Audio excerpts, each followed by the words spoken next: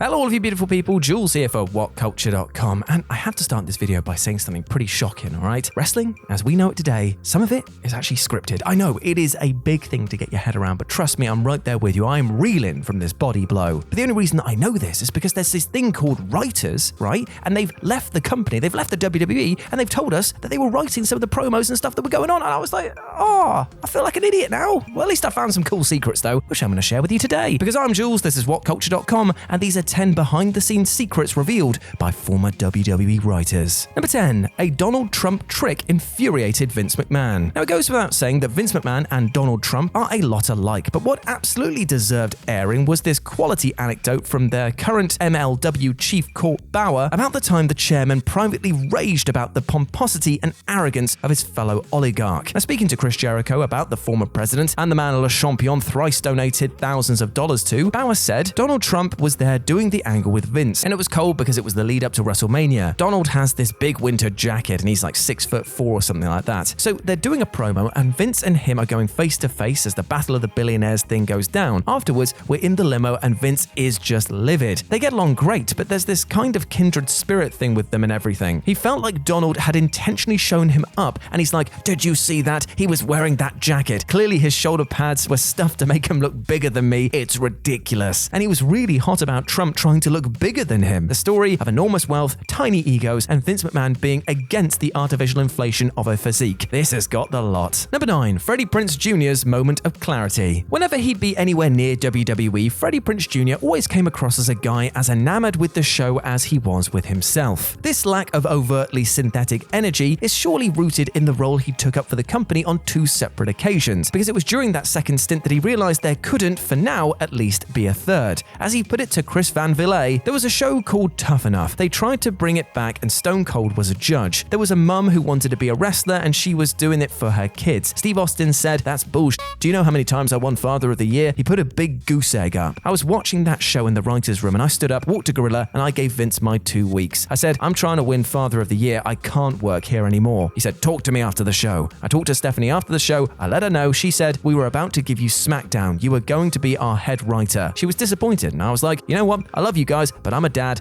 I'm out." That was it. I quit and I never looked back. Better the devil you know than the one you don't. And Prince Jr. had obviously looked into the eyes of the McMahon family long enough to know work-life hell when he saw it. Number 8. Did Vince McMahon create Russo v Cornette? The Attitude Era was responsible for producing some of wrestling's most iconic feuds ever. But was Vince McMahon directly responsible for an ugly war of words that has now gone on for decades? As one of the men embroiled in it, former head writer Vince Russo might believe so, at least based on what McMahon attempted to stir up between the New Yorker and the likes of Bruce Pritchard and Jim Ross. As he wrote in an article for Us back in the day, Russo stated, "Even though it was done with non-malice, Vince just loves stirring the shit up with those in his inner circle. He did it for years between me and Bruce Pritchard, and especially between me and JR. You know the game, say something to me, then say something to them, back to me, yada yada yada. It did indeed drive wedges between all of us. No serious gaps, mind you, but enough to just give you a sense of mistrust. Vince was just great at playing that game." With no obvious motivation to fib about such a thing, this all feels pretty legit. McMahon's obsessed with the idea of competition, even if it means drumming it up internally for his own theatrical gains. Number 7. Triple H wasn't ready. Bruce Pritchard's podcast chats with Conrad Thompson have somewhat understandably tapered off in quality over the last few years. Pritchard's remarkable return to the right hand of Vince McMahon has resulted in the former brother love perhaps being a little more careful with his tales, and that's if he's even got a moment to himself to sit down and chat about them. More's the pity though, because there were some fascinating insights that snuck out at the time, including this gem about Triple H's 1999 ascent. I don't think that Steve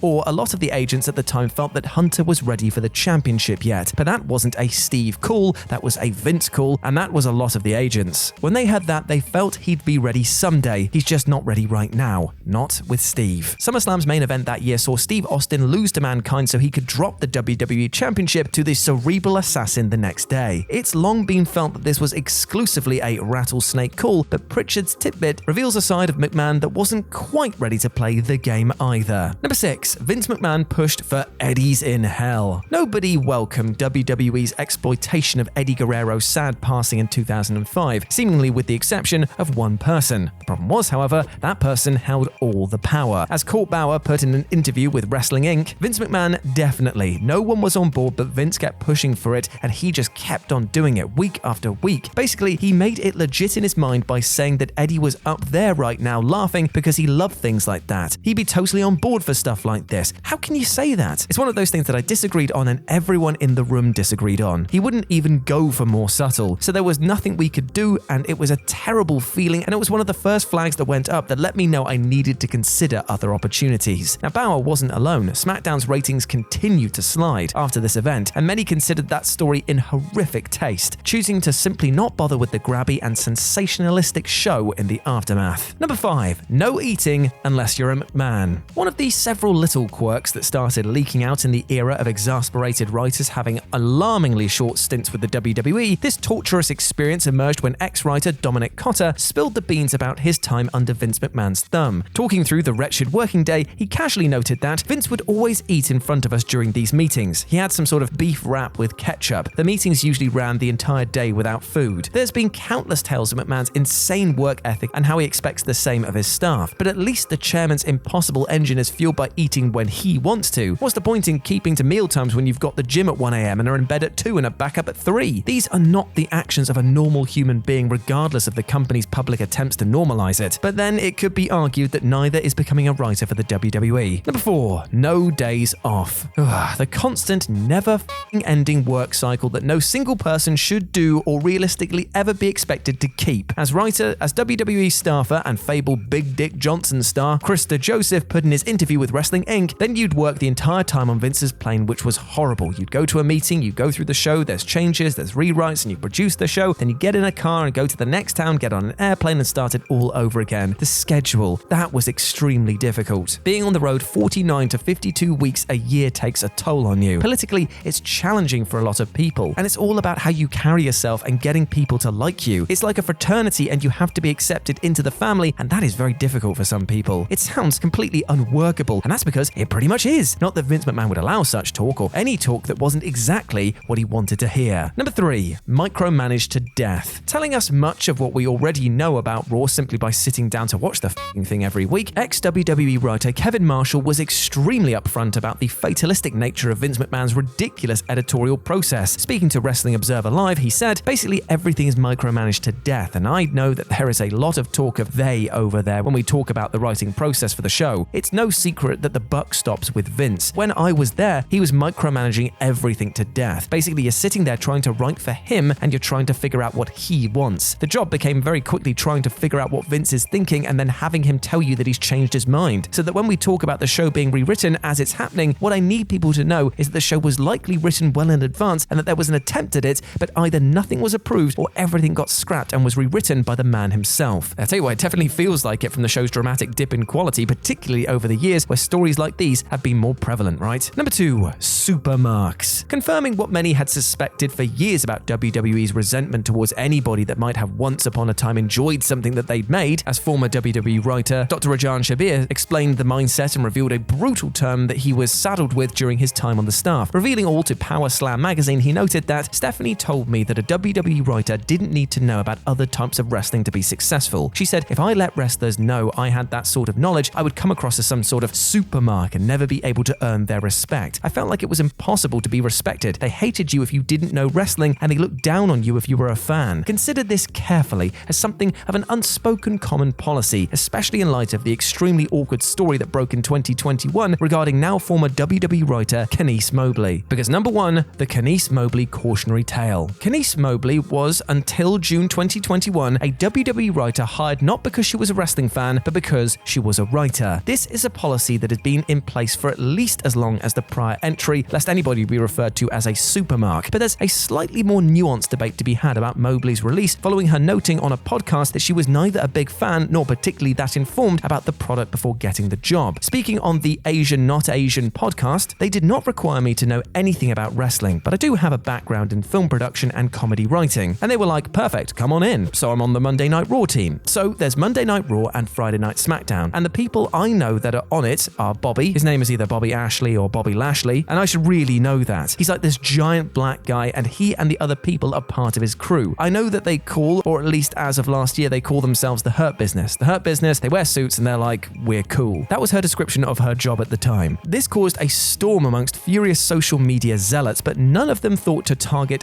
any impotent bile at the WWE instead. Mobley, evidently talented and credible in her work, simply followed an application process and got the job. She lost that job seemingly for speaking about it at all, let alone revealing the company's indifference to product knowledge. This might have revealed some major flaws in the process, but it was foolish to pretend that they hadn't been in place for absolutely decades. And there we go, my friends. Those were 10 behind-the-scenes secrets revealed by former WWE writers. I hope you enjoyed that, and please let me know what you thought about it down in the comments section below. And if you want to chat to me further, you can do so over on Twitter at RetroJ0, or you can swing by Live and Let's Dice, where I do all of my streaming outside of work, and it'd be great to see you over there, my friends. As always, I've been Jules. You have been awesome. Never forget that, and I'll speak to you soon. Bye.